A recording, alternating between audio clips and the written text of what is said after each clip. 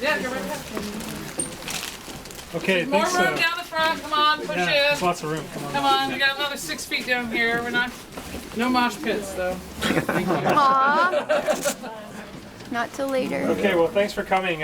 Steve Ignorant, who most of you know of through his records and releases, was born Steve Williams, raised in the town of Dagenham, which sounds... Dagenham. Dagenham? Sorry, thank you. Which sounds a little like our Oakville or Hamilton, a fork town, pretty much. Steve would start one of the most influential punk bands to this day, a band known as Crass. Crass would become the forebearers of the peace punk scene, a band known for their DIY practice and their anarchist principles. They became pretty much a role model to us all. Crass would record at least 6 full lengths, starting with Feeding of the 5,000 right through to Acts of Love. Crass was one of the more than a punk band. They became a modus operandi for what it was to take back our lives. They were pretty much born out of punk, and they had a liberation spirit that kind of really bled through on everything that they did. They showed us that punks could make a difference, and we're pretty much grateful for that, but we've never had the chance to really say something like that because we've never seen you here. Well, I mean, thanks for that. So we're grateful that you've come. Crass dissolved in 1984. You would go on to be part of Conflict, and that wasn't the end of your music career. You then went on, started with Schwarzenegger, the Stratford Mercenaries, Current 93, and Thought Crime. So there's quite a few bands, so that's a lot of stuff.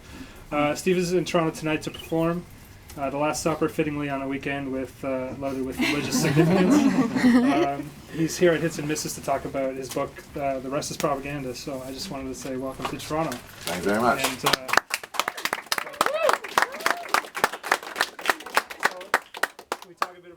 Yeah, cool. Okay, so in the early chapters, I just finished it at 3 o'clock this afternoon. Yeah. But one of the things I was noticing is that in the early chapters, in your childhood, you had a pretty rough life. And I kept wondering, as I was reading through about your experiences, whether or not you kind of picked up on being picked on, and whether that became part of your passion for being an advocate for the underdog. At one point you describe a realization with your school friend where he makes you a deal. He says, we can go play pirates in my Jimmy backyard. Noonan. Yes, yeah. But only if you stop picking on me. Yes. And it seemed to be like a light went off at that moment. So I'm wondering, was that like a period in time? Was that a moment where you kind of realized the relationship to the cycle of bullying? And did it inspire you to become the advocate that you became? Yeah, I think it did, yeah. Because I didn't realise till that I was just, because as it says in the book, the town I lived in, a lot of it was built by immigrant Irish labour. Mm-hmm. And there was none of us kids knew why, but it was like Protestant v. You always had fights with the Irish kids. And Jimmy Noonan, my sister used to go out with this guy called Jimmy Noonan. And he was younger than me, and for some reason I used to chase him around and bully him and sort of hit him and all that, and get other kids to beat up on him as well. And it was that day we went swimming with our respective sisters, and they used to have an apple tree and a pear tree in their back garden. Yeah. And I don't know why, but it was just kids, and I sort of thought, we could go and play pirates in his garden, and like the trees would be, do you mind? Trees could be like the mast of the ship, and all this stuff. And I said, let's go and play pirates in your back garden. He went, promised not to hit me again, and it was just the look on his face. Yeah. And I suddenly realised what a little shit I'd been. And from that day on, I thought, and that was a real thing then. And from that day on, I stopped kids beating him up, and chasing him, and we became really good friends actually. Right. I used to go around his house. But yeah, and I think that's where it came from. I think it was like when I was at school, I was like really small and skinny, and weren't very good at sport and stuff, and was always getting told off. And I think that was I sort of knew from a really early age what injustice was, that it wasn't right, that if you weren't any good at sums, there's no reason to be picked on or if you didn't have the right, you know, if you were wearing scruffy clothes, you know, there's no reason to be picked on. Yeah. And that was a real, what's it called, epiphany or something, isn't it? You know, just a turning point, I think. Yeah, absolutely, you know, yeah. And you know, it would go on to show that you would fight for the underdog with, you know, pro-labor movement and you know, just judging by all the benefits that you guys did. And like that, I just think you really internalized it and, you know, took it to the next level. Can you tell? Sorry, in the book you described the Clash as being the sort of raison d'etre for the band. So. Yeah, the reason for being. I'm right, okay, thank you. Yeah. I wanted to ask you what your favorite Clash song is. I'd have to say, I don't know, the one that always sort of I get a nostalgia thing with is Janie Jones. Oh yeah? Yeah. Oh.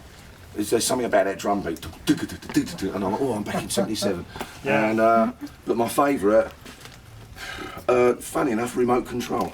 Oh really? Yeah, because I like that middle bit, you know, I just like the chords in that, yeah. And I was always trying to get Pete Wright to play bass, like, you know, do that chord thing. Never bloody did it, yeah. You didn't love the Clash as much as you did. Yeah, well, he was into fucking television. No, there you and go. see, Pete Wright's thing was come up through Frank Zappa and all that sort of thing. Yeah, it's different. Yeah, very nice, Pete, yeah. Okay, tell us about the Dial House. Yeah, tell us about it. I mean, because it played a big part of Crass, right? It was basically the Dial House. Yeah, Dial House is what as a joke I always called it Crass Mansions, right? Because people always thought it was this huge mansion, and it wasn't. It's just a little cottage in the middle of the countryside. It's next to a farm.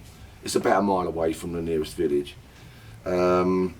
But Penny Rambo found it in 1963 or something like that, and it was completely derelict, you know, and the local kids had been having fires in the rooms and stuff.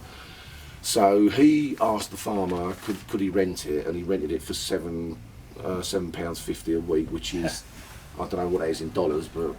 it's equal now. Eh? Is it equal? Yeah. But back then, let's say $7.50 right a week, and that included, you know, water and electricity and stuff. And it stayed like that until 1984, 1985 or something like that. It's called a peppercorn rent. And he sort of, over the years, he built it up, and Penn's idea was that, I think he'd seen a film called The Inn of the Six Happiness or something, and it's like, apparently in medieval Japan, there used to be these open houses where you could stay for the night and get fed. And all you had to do, like if you was a poet, you had to recite your poetry, you know, and then you that's how you pay for your rent or something. And yeah, and if you was an artist or if you're a carpenter, etc., etc., and it's like a payback thing. And I think his dream was to sort of set Dial House up like that, like an open door policy. And I think his dream was to have it all over England would be these places, so you could go from and that, you know, of course, that never got fulfilled.